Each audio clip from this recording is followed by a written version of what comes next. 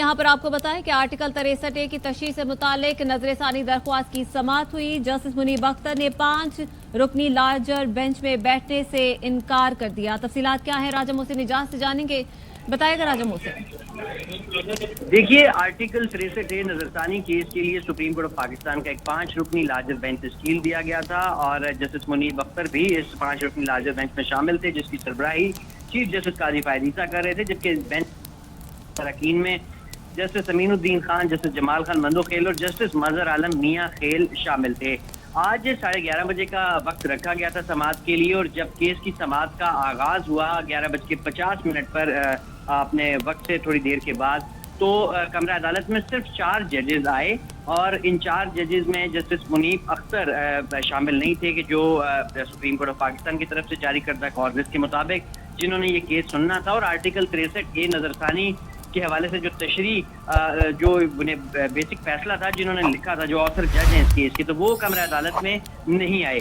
Chief justice of Pakistan ने कमरा अदालत में आते ही एक खत पढ़कर सुनाया जो कि जस्टिस मुनीब अख्तर की तरफ से registrar supreme court of Pakistan को लिखा गया और इससे खत का एक पैराग्राफ पढ़कर सुनाया गया। इसके मुताबिक ये बताया गया कि जस्टिस मुनीब अख्तर को प्रैक्टिस एंड प्रोसीजर कमेटी जो कि सुप्रीम कोर्ट ऑफ पाकिस्तान में मुकदमात को समाअत के लिए मुकर्रर करने के हवाले से उसकी तश्कील नौ पर तहफ़्फ़ुज़ात हैं। और इसके साथ साथ जस्टिस मुनीब अख्तर ने इस 5 रुकनी बेंच में बैठने से इनकार किया और चीफ जस्टिस ऑफ पाकिस्तान की जानिब से जस्टिस मुनीब अख्तर को बेंच में शामिल होने की दरख्वास्त की गई। और इसके साथ ही जो आर्टिकल 63A की नजरसानी से मुताल्लिक केस है, इसकी समाअत को कल तक के लिए मुलतवी किया गया है। चीफ जस्टिस ऑफ पाकिस्तान की जानिब से जो जस्टिस मुनीब अख्तर का खत पढ़ा गया उसमें यह कहा गया कि उन्होंने खत में लिखा है कि वो आज इस केस में शामिल नहीं हो सकते। इन्होंने लिखा है कि तो राजा मोहसिन, आपके पास क्या इतलात हैं जो खत लिखा गया है जिसमें चीफ जस्टिस ने भी पढ़कर सुनाया कि वो आज केस में शामिल नहीं हो सकते? तो बात सिर्फ आज की हुई है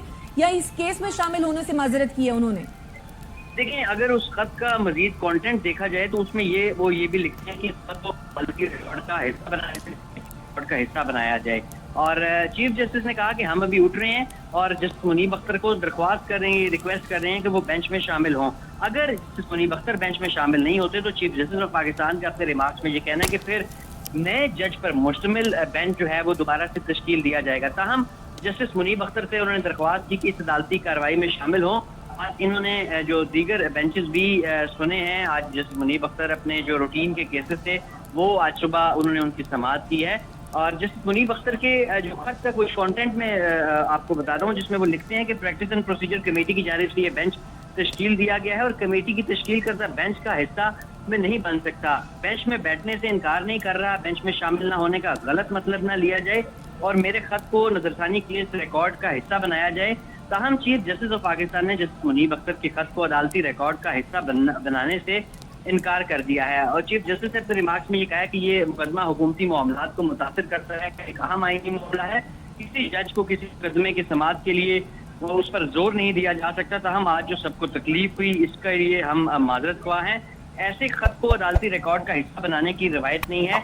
जस्टिस मुनीब अख्तर का खत अदालती फाइल का हिस्सा नहीं बन सकता। मुनासिब होता कि जस्टिस मुनीब अख्तर बेंच में आकर अपनी राय देते।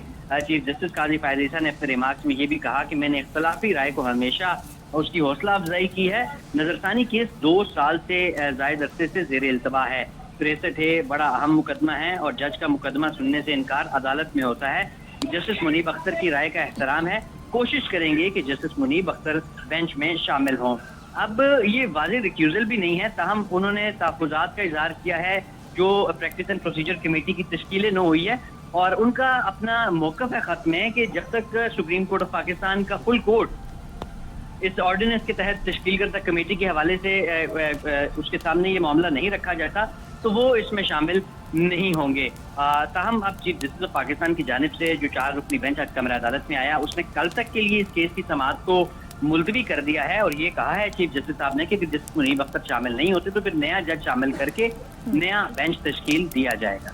अच्छा राजा मोहसिन, आप चूंकि सुप्रीम कोर्ट की बीच है, आप रिपोर्ट करते हैं तो आप इन मामलों को बेहतर तरीके से समझते भी होंगे। ये बताइए, जैसा कि जस्टिस मुनीब अख्तर ने कहा कि इस खत को अदालती कार्रवाई का हिस्सा बनाया जाए जबकि चीफ जस्टिस ने इस बात से इनकार किया है, रिकॉर्ड का हिस्सा बनाने या रिकॉर्ड का हिस्सा ना बनाने की क्या अहमियत है, इस बारे में जरा बताइएगा।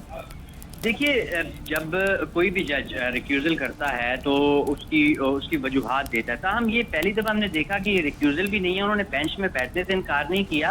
وہ انہوں نے کہا ہے کہ میں بینچ میں بیٹھنے سے انکار نہیں کر رہا, لیکن جو موقف ہے ان کا پریکٹس اینڈ پروسیجر کمیٹی کی تشکیل 9 کے حوالے سے, وہ یہ چاہتے ہیں کہ یہ تمام چیزیں عدالتی ریکارڈ کا حصہ بن جائیں, اس کیس کے ریکارڈ کا حصہ بن جائیں, تاکہ سب کو یہ بات پتہ ہو, سب کے علم میں ہو, کیس کا ریکارڈ میں یہ بات پتہ ہو کہ جسٹس منیب اختر کو پریکٹس اینڈ پروسیجر کمیٹی کی تشکیل 9 کے اوپر تحفظات ہیں. اور جب تک سپریم کورٹ آف پاکستان کی فل کورٹ اس کو دیکھتی نہیں ہے, اس معاملے کے اوپر کوئی اپنا فیصلہ نہیں کرتی, کسی نتیجے پر نہیں پہنچتی, تو تب تک جو ہے وہ اس کا حصہ نہیں بن سکتے. تو جو بھی انہوں نے موقف اختیار کیا ہے وہ یہ چاہتے ہیں کہ عدالتی ریکارڈ کا حصہ رہے, اور جب تک یہ عدالتی ریکارڈ کا حصہ رہے گا تو یقیناً دوبارہ بینچ تشکیل کے حوالے سے, اب کیونکہ چیف جسٹس آف پاکستان نے آج یہ بھی اس بات کا بھی اندیا دے دی کہ اگر جسٹس منیب اختر بینچ میں شامل نہیں ہوں گے تو پھر نیا بینچ تشکیل دے دیا جائے گا.